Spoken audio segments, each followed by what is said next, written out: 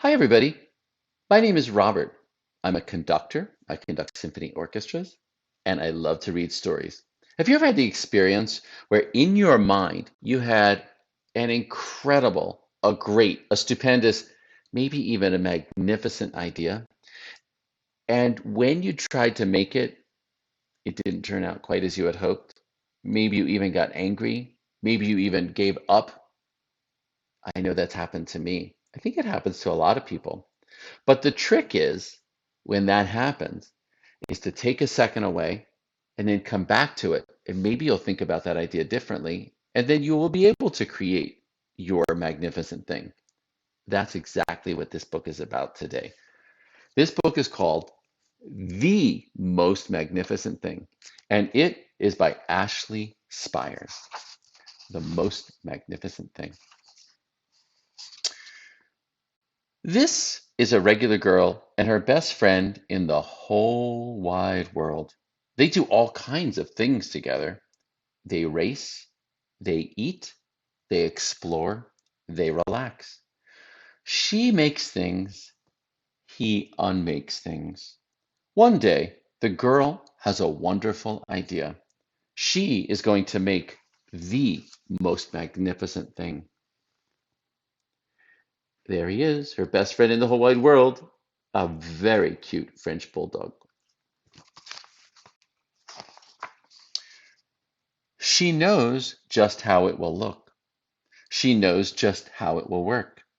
All she has to do is make it, and she makes things all the time. Easy peasy.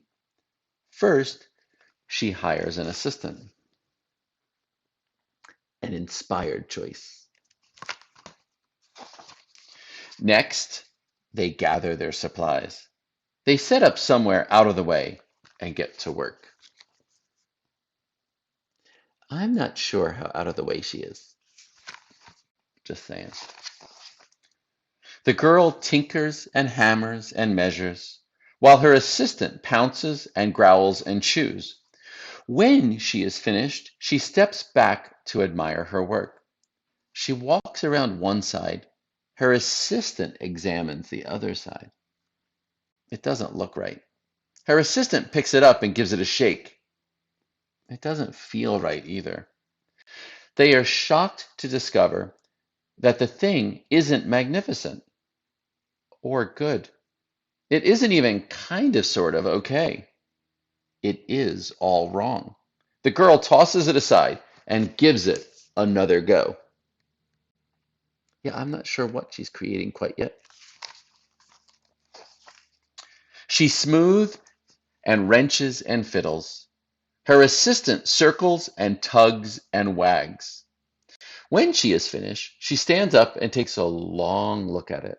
Her assistant gives it a nudge with his paw. The thing is still wrong. She decides to try again.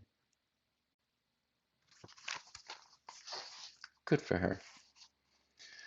The girl saws and glues and adjusts. She stands and examines and stares. She twists and tweaks and fastens. She fixes and straightens and studies. She's putting a lot of effort into this. She tries all different ways to make it better. She makes it square. She makes it round. She gives it legs. She adds antennae. She makes it fuzzy. She makes it long, short, rough, smooth, big, small.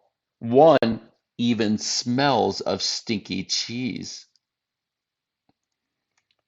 But none of them are magnificent.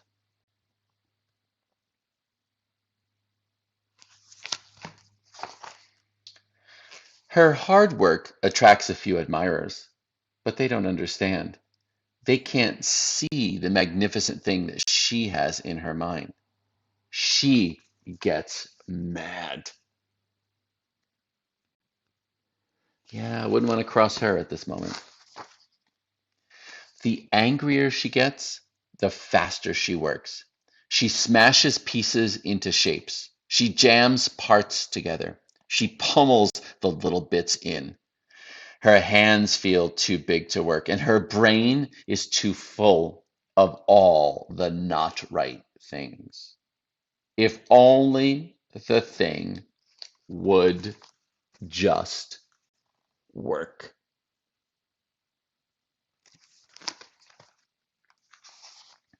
Crunch!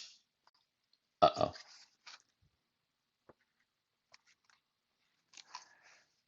The pain starts in her finger. It rushes up to her brain and she explodes. It is not her finest moment.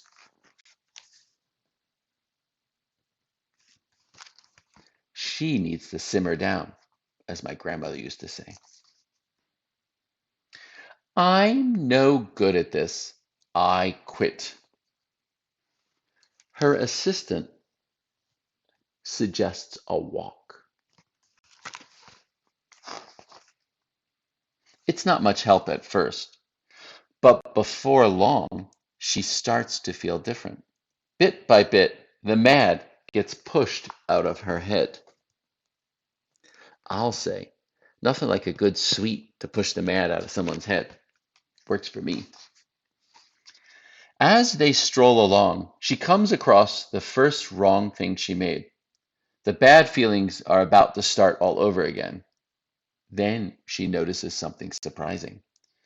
There are some parts of the wrong things that are really quite right.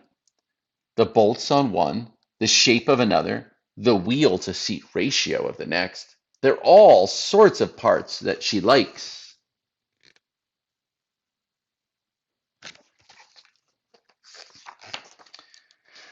By the time she reaches the end of the trail, she finally knows how to make the thing magnificent. She gets to work. She works carefully and slowly, tinkering, hammering, twisting, fiddling, gluing, painting. Her assistant makes sure there are no distractions. The afternoon fades into evening. Finally, she finishes. She alerts her assistant. Looks like maybe he was distracted a bit by this squirrel.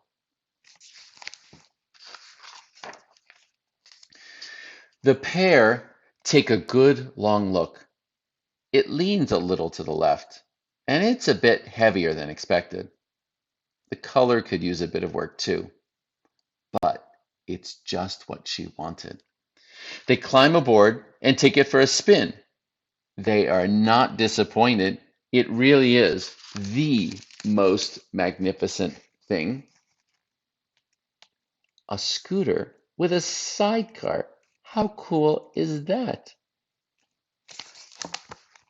So remember, the next time you have a great idea up here and you start to bring it out into life with these, your very two own hands, don't give up. It may not work exactly as planned, but if you keep working at it, you will make the most magnificent thing.